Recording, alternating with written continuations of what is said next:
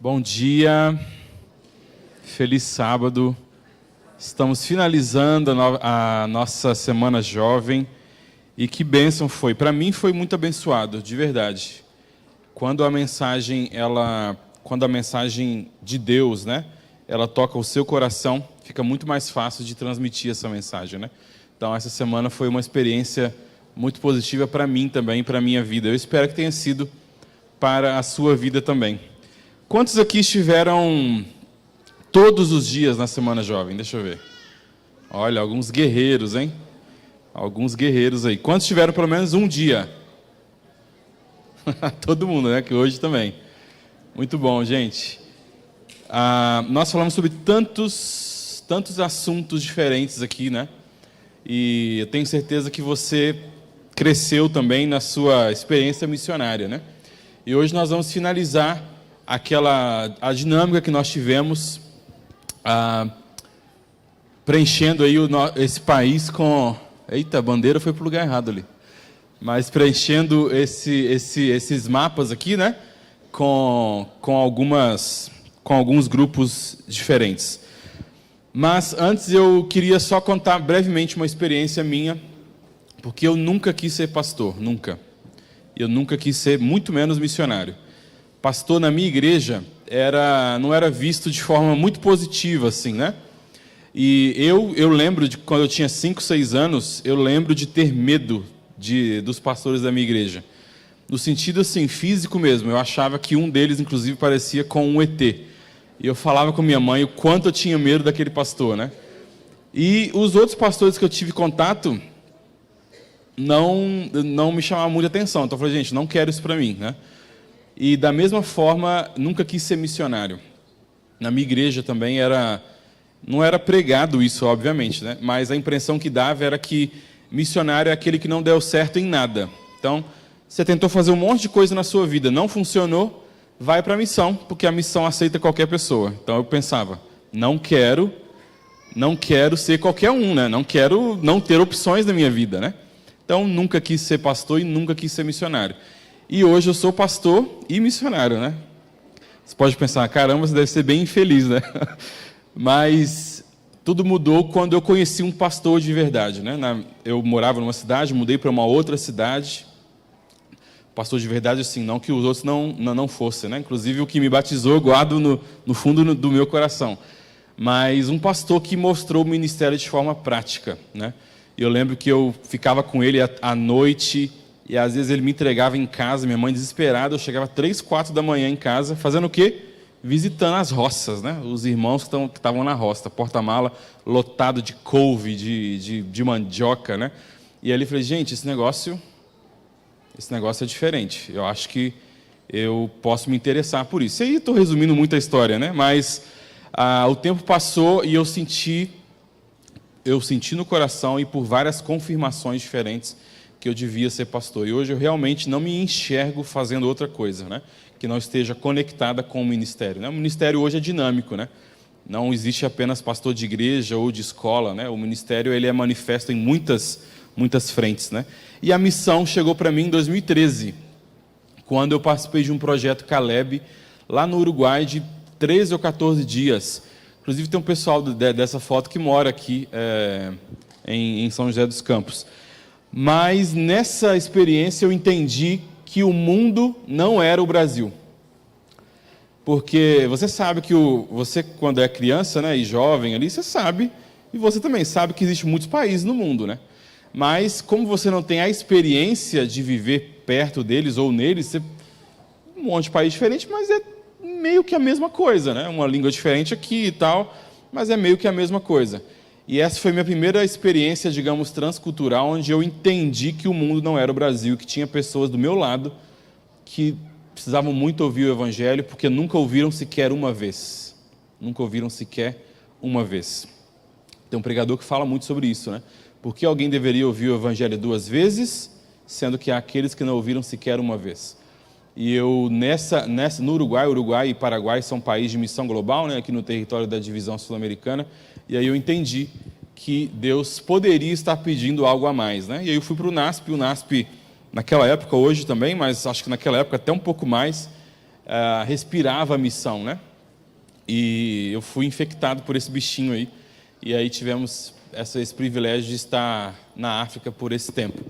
Mas eu gosto muito de falar sobre chamado, e o tema do sermão dessa manhã é o chamado do Espírito, né? Mas antes de falar sobre o tema, eu queria falar sobre isso. 2 formas pelas quais uma pessoa pode ser chamada. Isso está no livro Passaporte para a Missão. Isso ampliou muito a minha perspectiva. Sheryl Dawes, nesse livro, ela apresenta 2 formas pelas quais uma pessoa pode ser chamada. O primeiro tipo de chamado é o chamado miraculoso, o chamado especial, onde há uma manifestação presencial quase ali, né? Uma teofania, Deus aparece, se revela de alguma forma e a pessoa recebe esse chamado. Aconteceu com Samuel, ele ouviu a voz de Deus, né? Audivelmente ouviu a voz de Deus. Aconteceu com Pedro, com João, com Saulo. São chamados sobrenaturais. Deus ainda usa esse tipo de chamado hoje? Com certeza, né? Mas talvez não tanto quanto usava no passado. Mas há uma segunda forma pela qual nós podemos ser chamados. E essa forma, particularmente, é a que eu me identifico, que é o chamado circunstancial.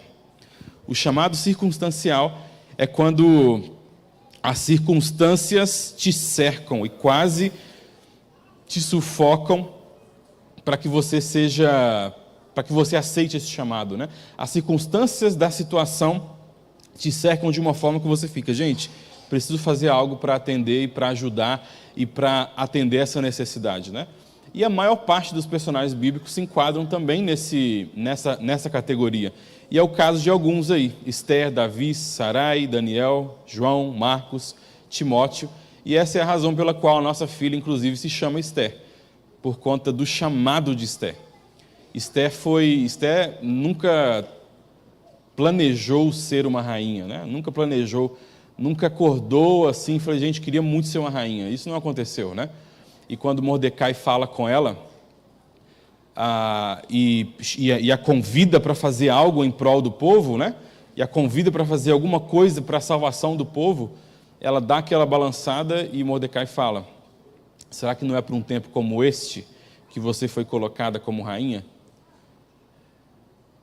E eu faço essa analogia com os dias que a gente vive hoje. Se você vivesse em outra época da história da humanidade, talvez você pudesse ter uma opção de não se envolver diretamente. Mas no ponto da linha do tempo da eternidade, da linha profética deste planeta, não há opção, né? Não há opção, a gente precisa se envolver para levar essa esperança a outras pessoas. E aí eu faço a mesma pergunta, será que não é por uma circunstância como essa que você está neste local, nessa igreja, nessa época, nessas circunstâncias, nessas condições, chamado circunstancial? Vamos então terminar nosso exercício, né, que fizemos durante toda a semana. Se você estava aqui sábado passado e não veio nenhum dia, você não pegou os grupos que foram preenchidos, né?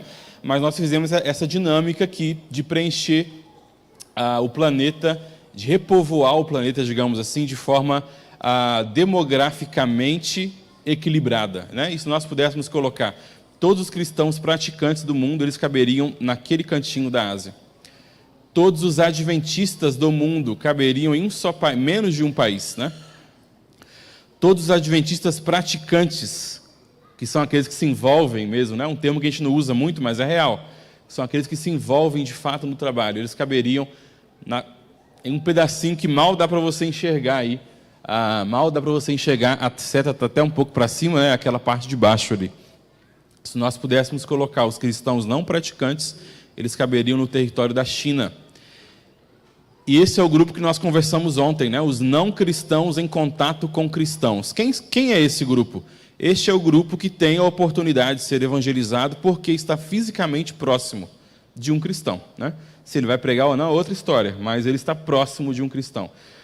E qual que é o outro grupo, o grupo que falta? É um grupo muito especial, formado por mais de 7.000 povos, que nós chamamos de povos não alcançados.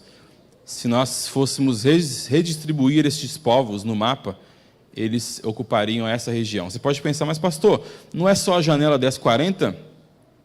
O maior desafio da igreja não é a janela 1040? E eu vou dizer para você, sim, é a janela 1040, esse pedacinho de 10, por 40, né? Quando a gente fala de latitude e longitude. Porém, os países mais populosos do planeta vivem nessa faixa de terra, né? E os países que ocupam essa faixa são os países mais densos quando se trata de densidade demográfica. E tem 2 países dos mais populosos do planeta que estão ali. Qual que é o país mais populoso do mundo? Ixi! Exatamente. Hoje a China é o segundo país mais populoso e a Índia o mais populoso, né? Demograficamente, este é o nosso desafio. Esse é o desafio que a igreja tem, que os cristãos têm para a pregação do Evangelho.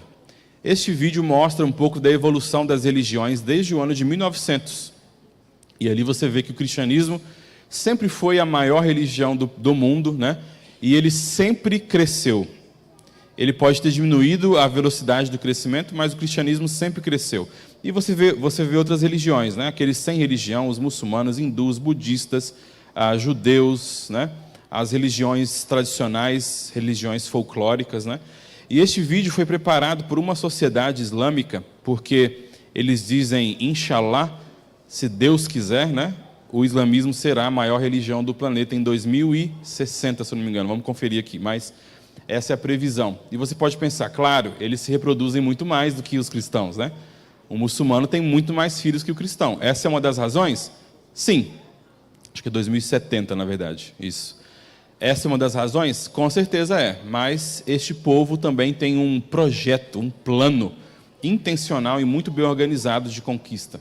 Estima-se que em 25 anos o continente europeu será um continente muçulmano. Ele será descaracterizado naquilo que a gente conhece hoje, né? Então, o desafio é muito grande.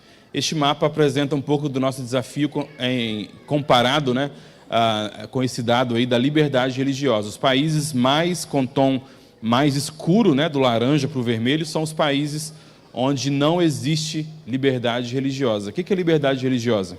É liberdade de você decidir o que você faz da sua vida com Deus ou sem Deus, como você adora, onde adora, quem você adora.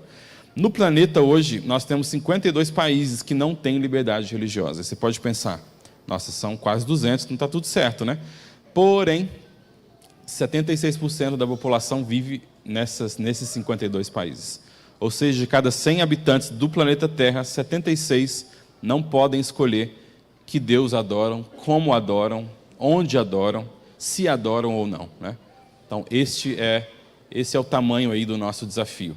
Então, para finalizar o nosso testemunho também, falamos muito essa semana sobre as experiências, sobre a comida. Quem veio ontem teve a oportunidade de comer um pouco da comida, né? Quem estava aqui ontem e comeu a comida? Olha aí. Aprovado ou não? Olha aí, ó, corajoso. Tomou o suco de gengibre. E é interessante que na segunda-feira, quando eu falei de comida, eu contei a minha experiência com o suco. Eu falei que eu não falava uma palavra de francês e me ofereceram um suco diferente, parecia caju, e eu tomei enganado e queimou tudo. E ontem aconteceu a mesma coisa com alguém aqui, não sei quem foi, mas você? Acho que tinha mais gente, parece que era um ancião, um dos anciãos da igreja, que achou que era caju, pegou o copo e tomou e queimou o esôfago até o estômago, né? Então vocês veem que não era só eu, né? Não sou só eu. Mas nós falamos muito essa semana sobre o Níger, sobre os projetos de evangelização. Eu quero finalizar hoje falando sobre o projeto nessa tribo, que é uma tribo chamada Gurmanche. A tribo Gurmanche é uma tribo de 60 mil pessoas. Poucos estão no Níger, né? A maior parte está no Burkina Faso, que faz fronteira ali com o país. E este é um dos locais onde a gente pregou, né?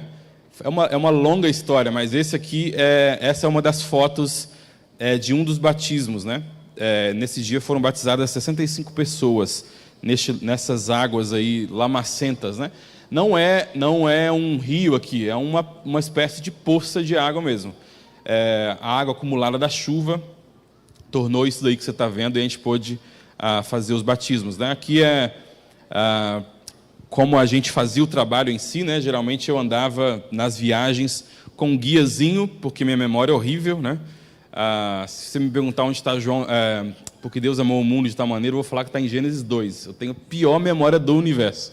Então eu sempre andava com guia, minha Bíblia, um lencinho ali para secar o calor, aquela garrafa que conservava água gelada por 24 horas e umas balinhas também de menta para dar uma glicose no sangue, porque geralmente eu não comia nessas viagens, né? Não havia muitas opções nesses locais. E um Alcorão também, quando era preciso a gente encontrar um texto ou outro ali, né? Coloca um som bem baixinho aí, para o pessoal ter uma noção. Deixa eu até voltar, né? Olha esse barulho, né? A gente sempre levava para as aldeias que eu viajava, eu levava um gerador de energia que funcionava com diesel, né? Não usávamos projetor, porque eu tentei usar uma vez, né? Muito inocente, ele queimou na primeira vez que eu fui usar por conta do calor, mas a caixa de som precisava, porque não dava para falar para tantas pessoas, eram 150, 200 pessoas às vezes dentro desse lugarzinho que você vai ver agora aí. E aí para que desse para falar eu tinha que usar microfone, né? Este é um dos cultos. Era um sábado, inclusive, esse dia aí. E ali atrás, se você observar, você vai ver as meninas dançando, né?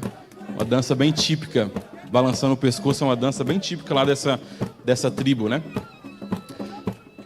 Como eu disse para você durante a semana, eu não falo uma palavra desse dialeto, porque ele é impossível, né? Eu só sei falar, me dá minha mochila, né?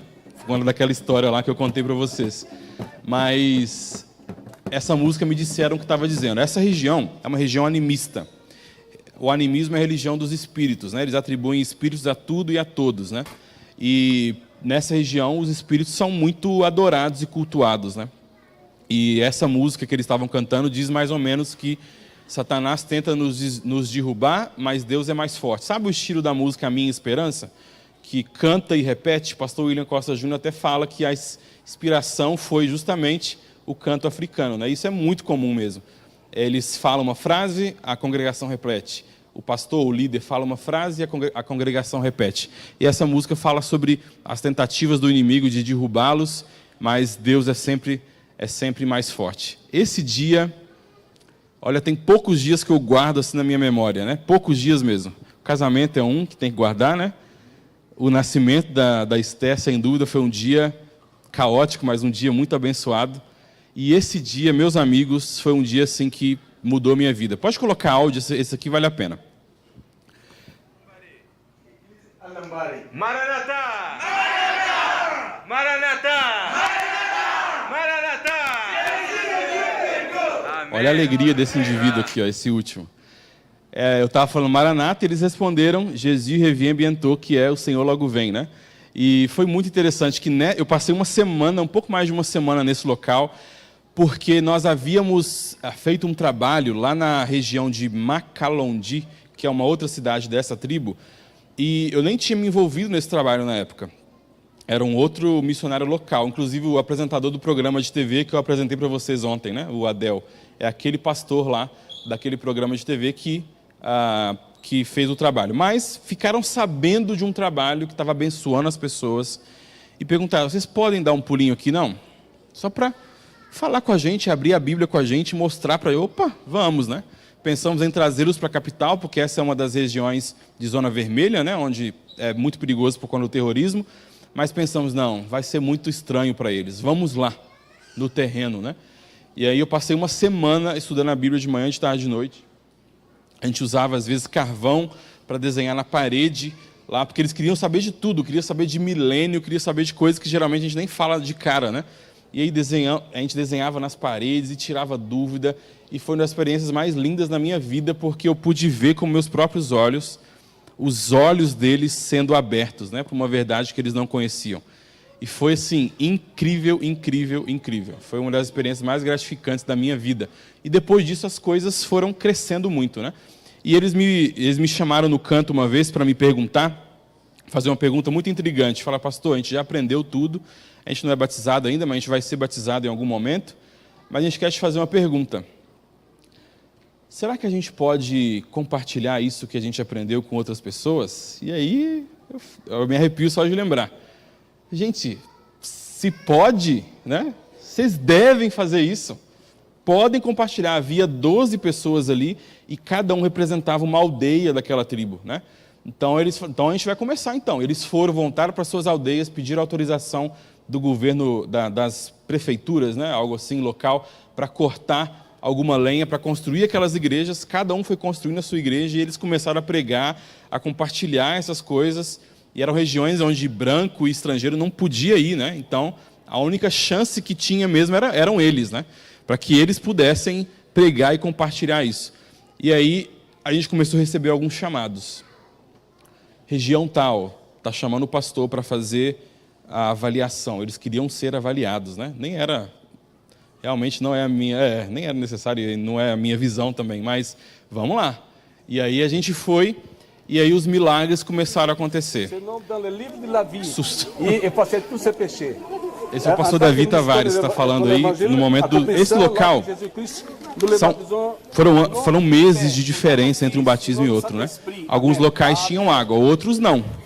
E onde não tinha, a gente cavava buraco. E nessa experiência aí, cada um dos batizandos trouxe um balde d'água para colocar dentro do... E nem ficou tão fundo, né? Mas aí foram 120 pessoas que se batizaram, amém? E você pode olhar um grande milagre? Sim, é um grande milagre. Mas nessa região, as decisões não são tomadas por indivíduos. Elas são tomadas por comunidades. Então, a gente geralmente esperava que aquela microcomunidade estivesse pronta e a gente batizava todos. Porque se a gente batizasse uma pessoa ou uma família, pode ser que não teria força ali, né, essa nova fé, e as pessoas poderiam voltar à sua fé antiga. Então a gente esperava, está todo mundo pronto? Beleza, bora lá. Aí batizávamos todos eles. E esse foi o meu grande companheiro, Adamu.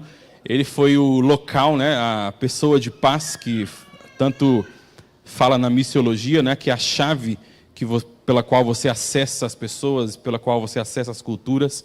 E essa foi a minha pessoa da paz, digamos assim, que a gente trabalhou um do lado do outro, brigamos, choramos, rimos juntos muitas vezes. E o ano passado eu estava na África do Sul e a gente estava tendo uma classe lá sobre missão, sobre missiologia, falando de discipulado e plantio de igrejas. E eu decidi ligar para ele para saber como estava o trabalho, né? Nós batizamos 75 em um local, 65 em outro e 120 em outro. E aí a gente voltou para casa e, né, viemos embora para o Brasil. E eu perguntei, pastor, como é que estão as nossas regiões, nossas igrejas, nossos povos? Quero saber como está o meu povo, né? Que até hoje eu considero eles como meu povo. E aí, fala para mim como é que está o trabalho, como é que está a expansão. Nós tínhamos aí mais ou menos, né, entre esses todos batizados, uns 300 e poucos, 320 batizados, 320 e poucos batizados. Depois de 5 anos, quantos vocês acham que restaram? Gente, isso assim me arrepia toda vez que eu falo, porque mexe muito comigo. Dos 320, sobraram 980. E aí eu perguntei, mas como? E ele começou a me falar. Lembra da igreja tal? Aquela igreja deu à luz a uma outra igreja, que deu à luz a uma outra igreja, que deu à luz a uma outra igreja.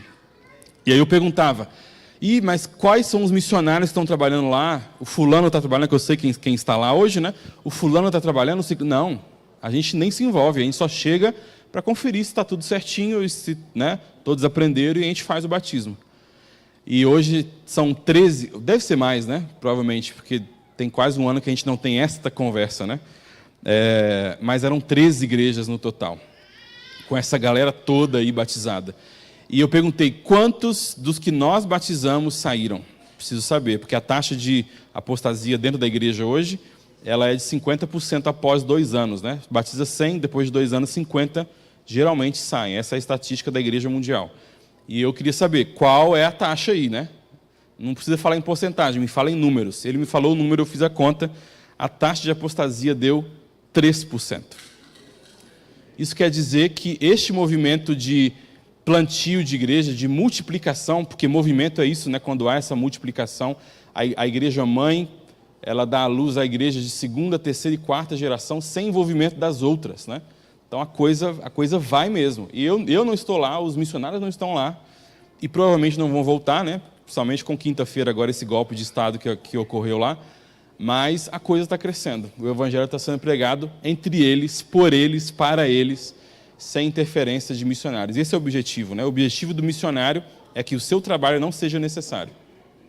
E isso não é uma realidade do Níger, mas tem aos poucos se tornado uma realidade nessa micro região, né? Eu gosto muito desse texto, onde Ellen White fala que nós temos que pensar em nossas missões nos países estrangeiros. Algumas estão lutando para estabilizar-se, estão privadas até das condições mais precárias. E essa parte é forte. Em vez de aumentar as instalações já existentes, edifiquemos a obra nestes campos. É uma necessidade muito grande, meus amigos, o campo missionário. Que o campo missionário tem de receber aporte de pessoas, aporte financeiro e muito aporte de orações, né? Mas, enfim, vamos então à nossa última mensagem dessa... ok. Veja, este não é o arquivo correto. Gabriel, este não é o arquivo correto, tá? Tem um arquivo que está na área de trabalho que eu passei quando eu cheguei, que é 8 Níger encerramento novo. Este é o arquivo correto que eu vou mesmo utilizar aqui. Aí se puder deixar, depois desse slide que eu usei, né, da citação, que eu ainda vou usar alguns. Mas, gente, vamos lá. Hoje é o último dia da semana de oração, última mensagem, última conversa nossa, e nós vamos falar sobre chamado. E o tema da mensagem é o chamado do Espírito. Abra sua Bíblia no livro de Atos, no capítulo 1.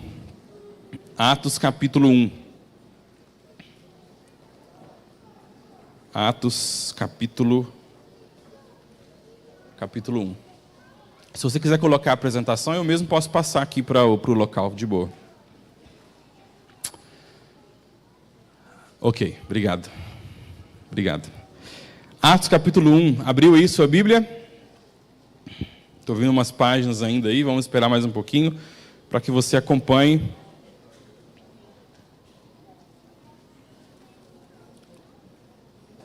Amém? Todos encontraram? Vamos fazer uma oração? Santo Deus, obrigado pela oportunidade que o Senhor nos dá mais uma vez, Senhor, de lermos a sua palavra, de ouvirmos a sua voz. Nos abençoe neste momento, que a gente possa compreender aquilo que o Senhor quer nos dizer. Em nome de Jesus, amém. Muito bem, Atos foi um livro escrito por quem?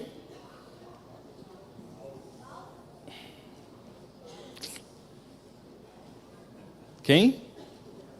Lucas. Mas Paulo, ele está bem presente aqui, então dá para confundir mesmo.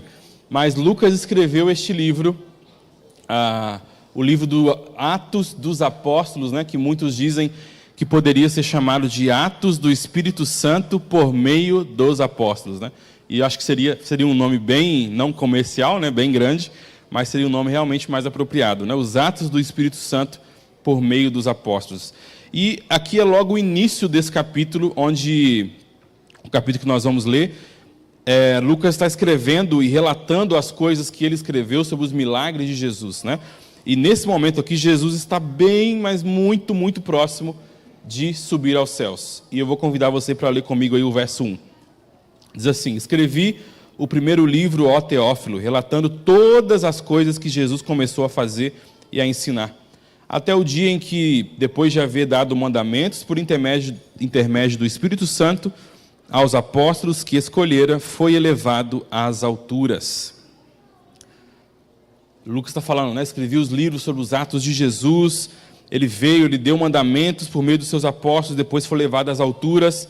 No verso 3, a estes também, depois de ter padecido, se apresentou vivo com muitas provas incontestáveis, aparecendo-lhes durante 40 dias e falando das coisas concernentes ao reino de Deus. Havia uma dúvida muito grande a respeito da ressurreição, né? Então Lucas faz questão de deixar claro, provas incontestáveis da ressurreição. Passou 40 dias com eles. No verso 4, comendo com eles, determinou-lhes que não se ausentassem de Jerusalém, mas que esperassem a promessa do Pai, a qual disse ele: de mim ouvistes. Até o verso 4, nós estamos vendo uma narração desse episódio. Uma narração de Lucas, falando dos últimos momentos de Jesus, como foi, ele ressuscitou, passou um tempo ali com os apóstolos, 40 dias, até que ele subiu. E no verso 5, começa o discurso, a fala de Jesus. Jesus começa a falar no verso 5. E eu peço que você preste muita atenção nesse discurso de Jesus. Ele diz assim: porque João, na verdade, batizou com água, mas vós sereis batizados com o Espírito Santo, não muito depois destes dias. Então os que estavam reunidos lhe perguntaram: Este é um ponto muito importante, gente. Jesus estava a poucos minutos de subir. E os seus discípulos estavam reunidos, seguidores estavam reunidos ali. E Jesus está dando as suas últimas orientações, falando as suas últimas palavras. E Jesus fala: não saiam de Jerusalém, fiquem aqui, porque vocês vão receber o Espírito Santo, não vai demorar. Não muito depois desses dias, vocês vão receber o Espírito Santo, então não saiam de Jerusalém. E eu posso imaginar as pessoas olhando, prestando atenção em Jesus, talvez em uma parte mais elevada daquele monte ali, e ele dando as suas últimas orientações, pregando, falando, até que no verso 6 levanta uma mãozinha para interromper o discurso de Jesus. E essa interrupção é particularmente interessante. Diz assim no verso 6: então os que estavam reunidos com eles lhe perguntaram: Senhor, será este o tempo em que restaures o reino a Israel? Não sei se você já parou para pensar nessa pergunta, mas eu imagino, eu gosto de me colocar nas histórias, né? Imaginar as caras, os cheiros, as sensações. Nesse momento aqui, eu imagino que Jesus fez aquela virada de olho, sabe? Tipo, não acredito. Tipo isso. Gente, eu estou aqui há 3 anos no meu ministério, lutando com vocês, explicando as coisas do reino. A gente já teve essa conversa várias vezes. E vocês ainda não entenderam? Eu vou subir, ó. Está aqui, está quase pronto para eu subir. E vocês ainda não entenderam. E no verso 7, ele responde, Jesus responde: não vos compete conhecer tempos ou épocas que o Pai reservou pela sua exclusiva autoridade. Pá, né? Isso não tem a ver com vocês, não é da conta de vocês isso. Isso aí o Pai reservou para a autoridade dele. Não tem a ver com vocês, não tem a ver com a função de vocês. E sabe, quantas vezes nós perdemos tempo com coisas periféricas? Os discípulos passaram anos com Jesus ali, aprendendo, bebendo da fonte, experimentando os milagres, tendo discussões com Jesus com respeito o seu real objetivo, a sua função. E você sabe que havia uma expectativa muito grande de um Messias que pudesse ser guerreiro, que pudesse restaurar o reino desses patriotas, né? Fazer a nação de Israel ser grande e poderosa de novo, que pudesse se livrar do jugo de Roma. E Jesus, por muitos momentos, trabalhou isso. Gente, não é isso, o meu reino não é assim que funciona, não é este o momento. O reino que começa na terra, ele é um reino eterno. E eu convido vocês para participar e pegar outras pessoas para participar também. 3 anos e pouco de conversa, de ensino. E no momento que ele vai subir, os discípulos não entenderam. Talvez os discípulos, alguns sim, né? Aqui a gente não sabe exatamente quem perguntou. Mas os seus seguidores que andavam com ele, ainda não haviam entendido qual era a real missão do Mestre. Meus amigos, quantas vezes a gente perde tempo com aquilo que é periférico? No verso 8, Jesus dá a resposta, depois de dar esse início de bronca, né? Jesus está discursando, ele é interrompido. Então é agora, então, Israel vai ser grande, vamos restaurar o reino. Vocês não têm nada a ver com isso, isso aí é com o Pai. A vocês compete o quê? Verso 8. O verso 8 diz assim: mas recebereis poder ao descer sobre vós o Espírito, e sereis minhas testemunhas, tanto em Jerusalém, como em toda a Judeia e Samaria, até os confins da terra.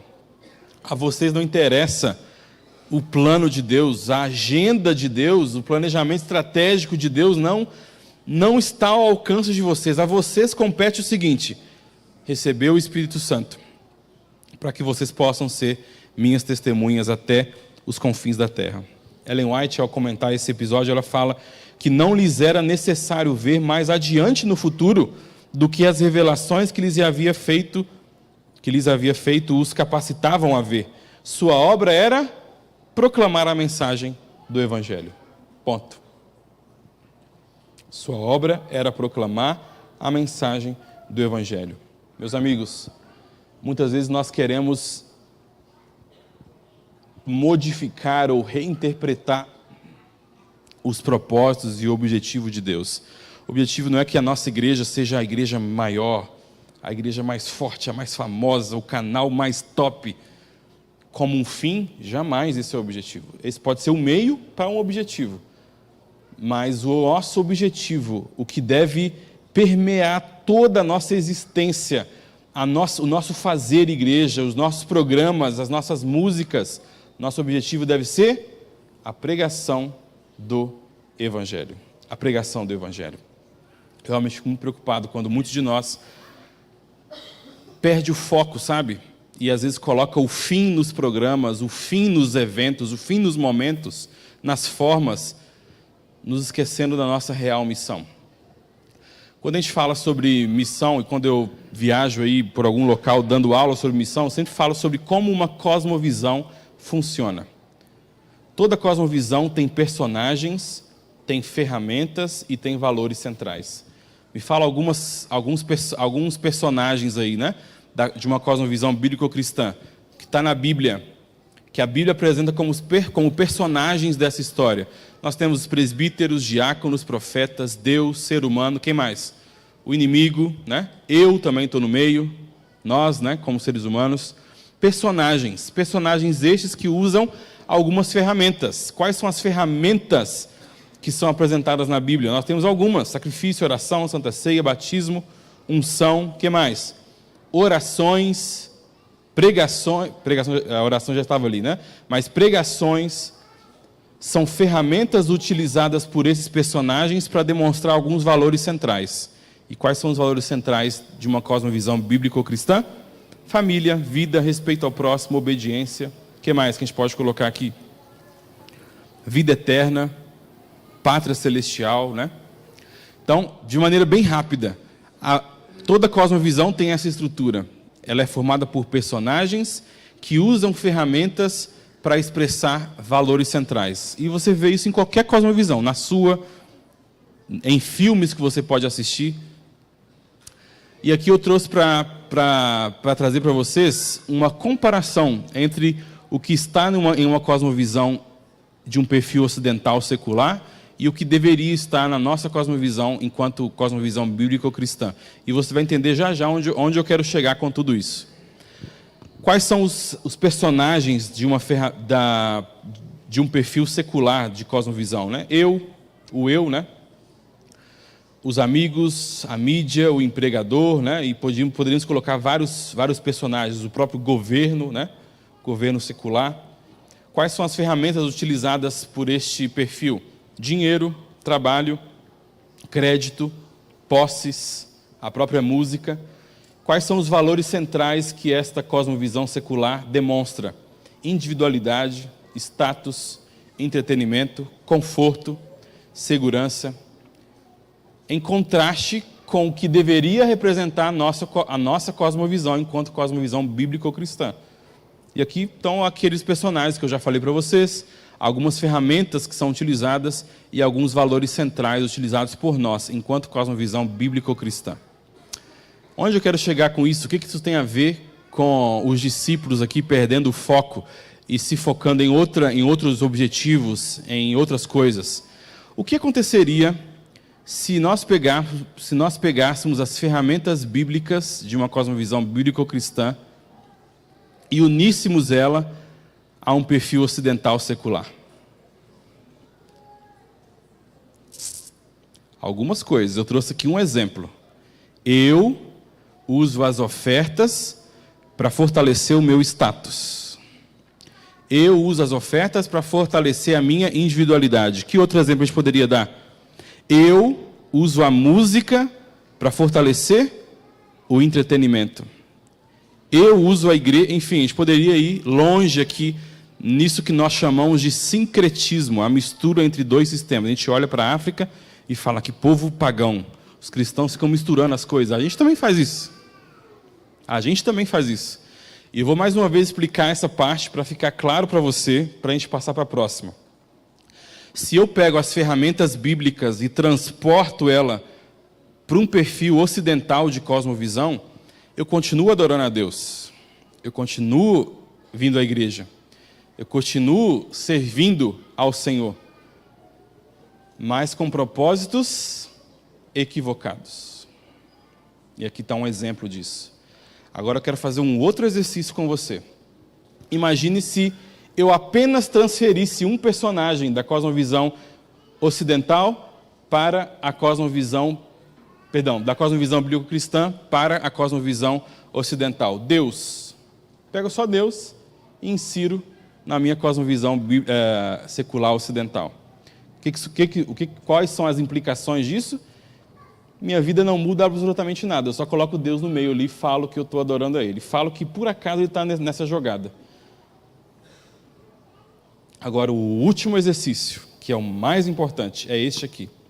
O que acontece quando eu pego os valores centrais? Porque tudo que a gente fala em termos de evangelização, de pregação do Evangelho, de vida cristã, tem a ver com os valores centrais. O meu comportamento é a camada exterior dessa cebola, né?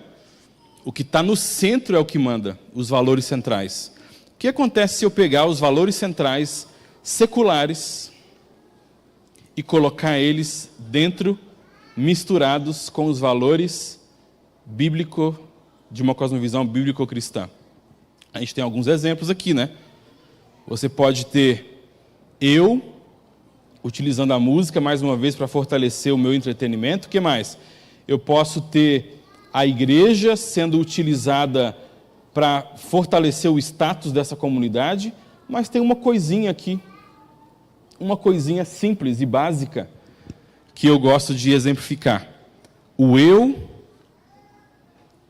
conectado à igreja, ou conectado aos sermões, ou conectado à oração, para fortalecer a minha individualidade, o meu status e o meu entretenimento. Sabe o que acontece quando isso aqui é realidade na sua vida? Acontece isso. Pois é. Desculpa, mas infelizmente eu não tenho condições de me envolver. Não é que eu não quero me envolver, é porque eu não consigo. Eu não posso me envolver no trabalho missionário. Eu não posso me envolver nas ações do Ministério Jovem. Eu não posso me envolver num compromisso mais profundo com a igreja. Porque, na verdade, o que está como valor central na minha vida... Deixa eu ver se estou apontando para o lugar certo, né? O que está como valor central na minha vida não são os valores de uma cosmovisão bíblico-cristã. Não são o eu indo para a igreja para fortalecer a minha comunhão com Deus. Não é o eu usando, no bom sentido das palavras, né, as Escrituras para fortalecer a minha comunhão com Cristo. Não. O que a minha experiência cristã está demonstrando são valores centrais equivocados. Valores centrais misturados com entre valores bíblico-cristãos e valores de uma cosmovisão ocidental secular. Muitas vezes nós estamos nessa situação, sem sequer perceber. E a gente toma decisões na nossa igreja, nós tomamos decisões como cristãos, como filhos de Deus, demonstrando valores centrais equivocados. Expectativas equivocadas, pensamentos equivocados. O batismo do Espírito Santo aqui, ele está intimamente conectado ao cumprimento da missão. Lá em Atos 4:31, depois a gente vai ver o resultado deste esperar e orar e buscar, né, pelo Espírito Santo. O Espírito Santo desceu e com intrepidez eles anunciavam a palavra. E o Espírito Santo transformou esses medrosos discípulos intímidos em corajosos e ousados na sua pregação. Meus amigos, há lugar para todos na obra de Deus. Há lugar para você, com o seu dom, com o seu talento. Você não precisa tentar se acomodar. Quem disse que pregar o Evangelho é apenas pregar? É apenas dar estudo bíblico. O seu dom pode ser utilizado em qualquer outra esfera. Você não precisa manifestar o dom X para se envolver na obra missionária. O seu dom, ele é útil. Ellen White comenta que a obra de evangelização vai ser prejudicada se nós, a menos que a gente empregue, deixa eu ler aqui, né, melhor. A obra será prejudicada a menos que sejam nela empregados todos os dons conferidos por Deus. Todos os dons são necessários. Todos os dons. Mas pastor, eu nem sei meu dom. Então ore a Deus para que Deus desperte o seu dom. para que Deus revele para você qual que é o propósito que Ele quer, pelo qual Ele quer que você viva. Qual é o talento, qual é o dom que Ele te conferiu que você vai usar na obra da pregação?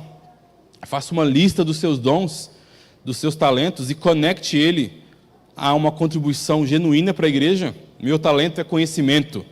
Então, qual que é a forma que eu vou contribuir para a obra de Deus? Vou ou montar ou ajudar uma escola bíblica, uma classe bíblica. Meu talento é oração, meu talento é organização, meu talento é a música, meu talento é orar, meu talento é escutar. Pense em como você pode ser útil nessa obra. Pense em como você pode ajudar as pessoas. Pense em como você pode ajudar a causa de Cristo. Pense em como você pode fazer a diferença na vida das pessoas, usando o seu dom, não usando o dom do pastor, do ancião, aqueles que são mais vistos, né, e que têm mais holofote, que acabam aparecendo mais, mas utilizando o seu dom para o cumprimento dessa mensagem. Ellen White, ela tem mais de 70, eu estava pesquisando, eu parei quando chegou em 70, então é mais de 70 citações ligando os jovens organizados como um movimento, ligando isso a uma grande arma que a igreja tem para a pregação do Evangelho. Jovem que está aqui e que por acaso ainda não se envolvem com este ministério, meu amigo, você está perdendo. Os jovens, os adolescentes, né, nessa fase da vida, podem ser a maior arma que Deus tem para ser utilizada nessa igreja para a pregação do Evangelho, se eles estiverem organizados enquanto movimento. Nós já temos aqui nessa igreja uma liderança forte, que nós estamos precisando que você se envolva. Você que é jovem, mas pastor, eu não me envolvo, eu acho que o pastor da minha época, mentira, pastor não. Um lugarzinho a gente encontra para você nesse trabalho. Participar de um pequeno grupo, tem vários pequenos grupos, como é abençoado participar de um pequeno grupo. Compartilhar junto, chorar junto, fazer pedido junto, comer junto, né, que é importante, dar risada juntos. Jovens organizados são uma tremenda força para essa igreja. Esse aqui é muito famoso, né? Com tal exército de obreiros como poderia fornecer a nossa juventude devidamente preparada.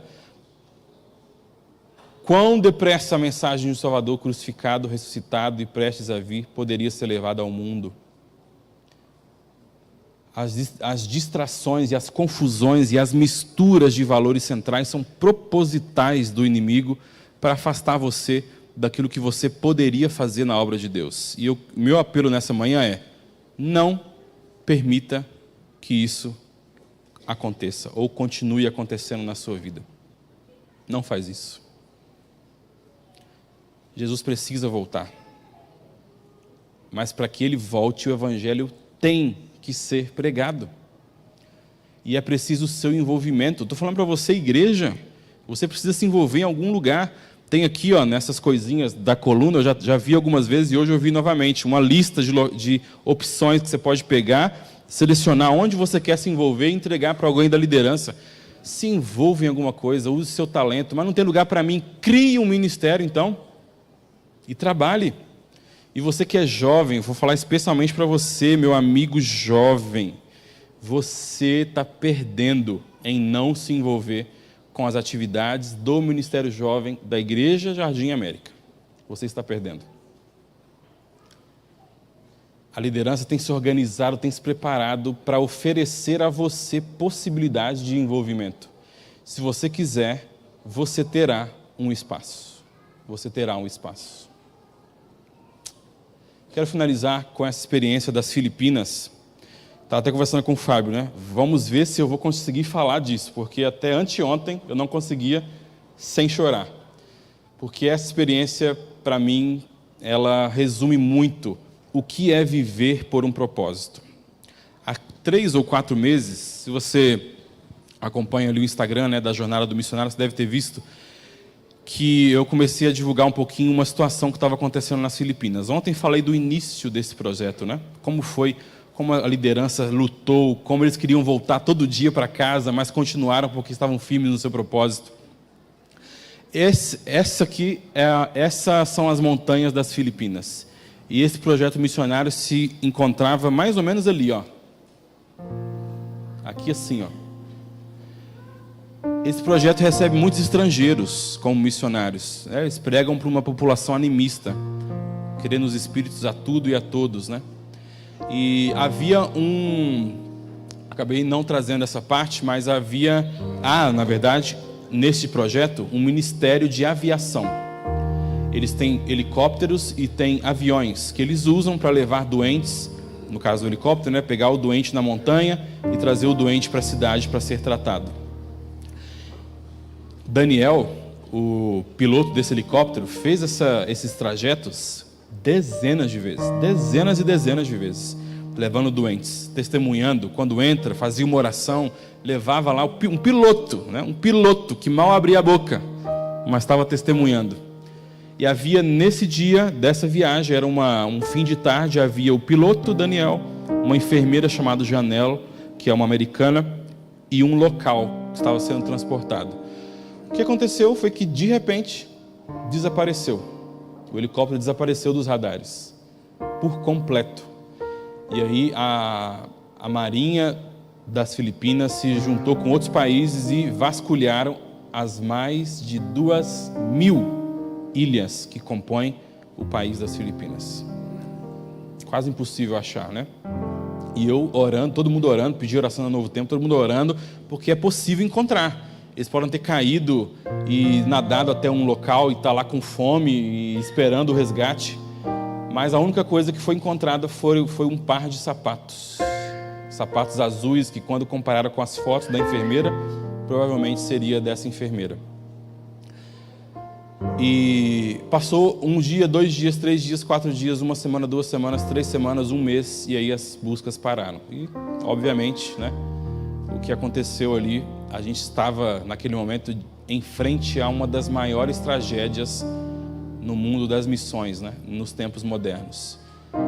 Este vídeo, pode colocar o áudio dele, e eu vou falando enquanto isso acontece. A Janelle tinha um noivo. O noivo dela era piloto também, não do helicóptero, mas de um dos aviões. Pode colocar o áudio. Mas pode ser baixo, que está em inglês. Pode ser baixinho. E esse rapaz, o nome dele é Andrew. Ele demonstrou uma fé, e tem demonstrado uma fé, que eu não consigo entender. Não consigo. Você vai ver tem um momento aí que aparece... os tênis dela, né? São esses aí. Esse é o par de tênis dela. Este é o noivo. E era o noivo que no avião vasculhava a região inteira. Pode abaixar. A região inteira buscando pela sua noiva, né? E pelo piloto e aquele nativo também. O vídeo é muito curto, mas infelizmente eu acabei não conseguindo colocar a legenda dele antes para trazer para vocês. Mas o que ele fala é que servir a Deus como missionário, no campo missionário, exige deixar a família, exige ficar num lugar diferente, onde a umidade é diferente, onde o clima, as pessoas são diferentes.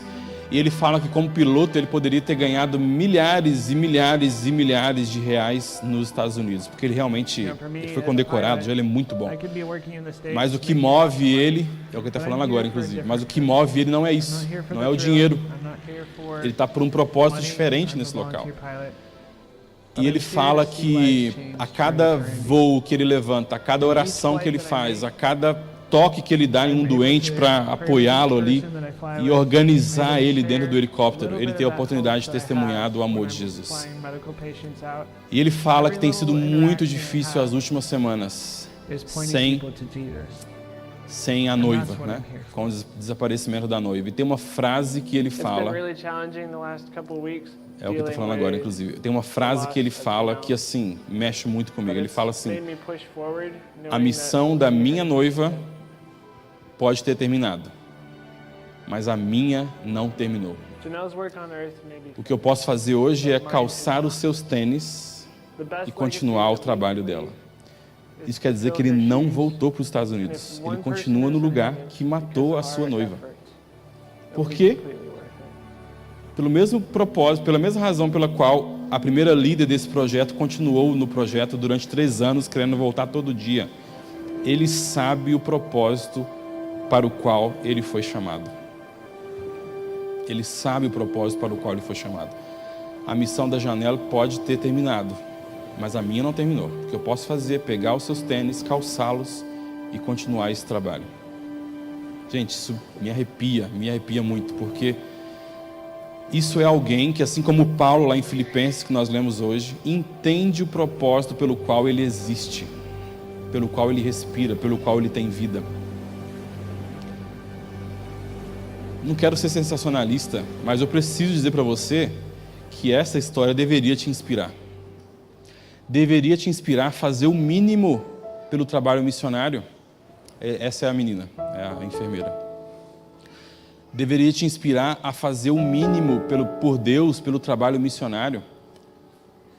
C.S. Lewis tem essa frase que eu acho incrível: o navio está seguro quando ele está no porto, mas não é para isso que se fazem navios.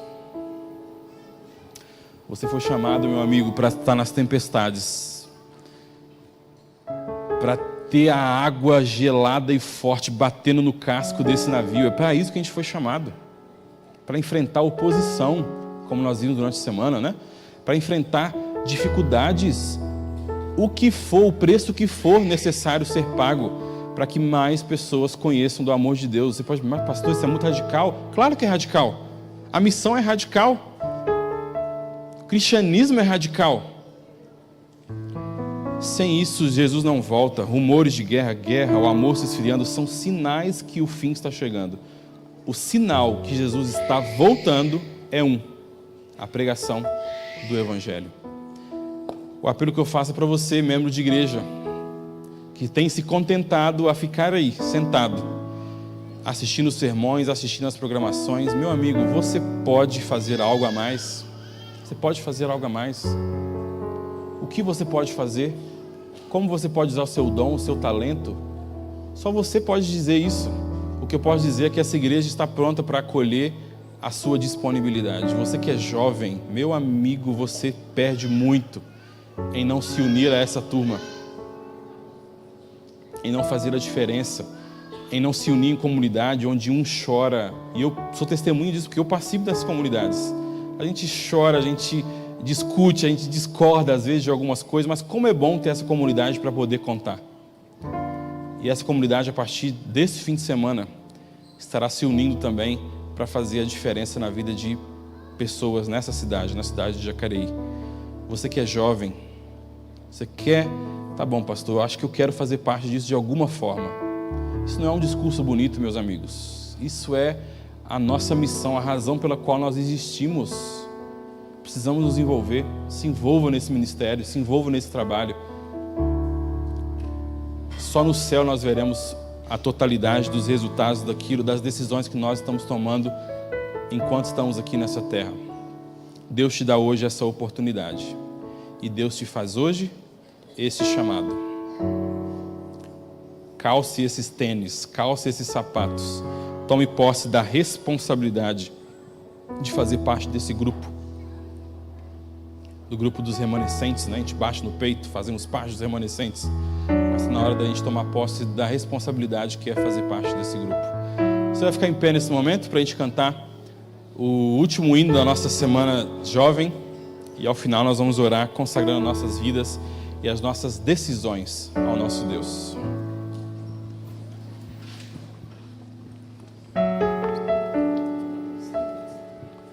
Vamos cantar o Alto Clamor, o hino do DVD Adoradores 2, que traduz esse sentimento de missão. Vamos lá?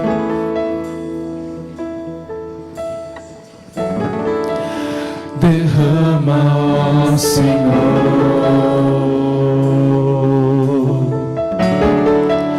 a tua santa unção,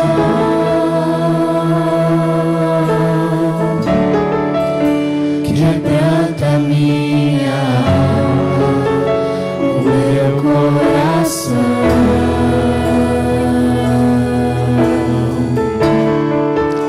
Diante do altar,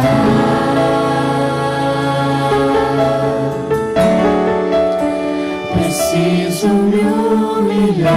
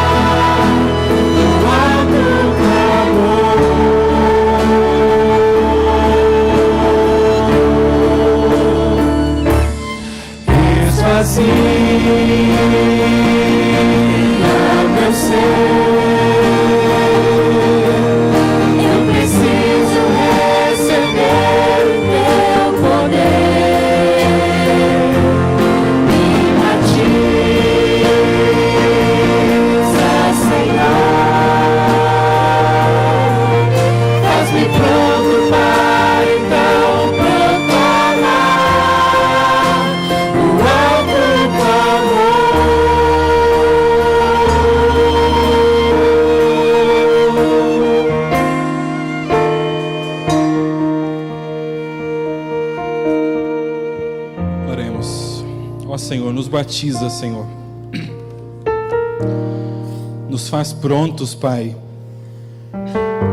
para poder proclamar, Senhor, esta mensagem.